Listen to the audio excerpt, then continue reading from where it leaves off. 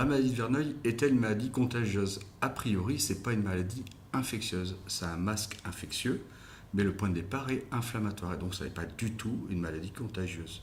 Ça, c'est un premier point. Après, est-ce qu'elle peut être transmise? Oui, potentiellement.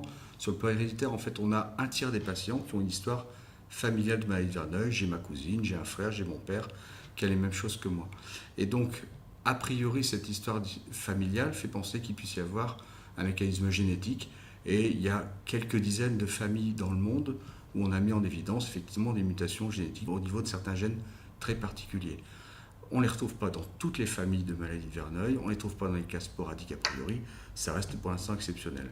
Mais ces histoires familiales sont intéressantes pour penser qu'il peut y avoir un fond génétique.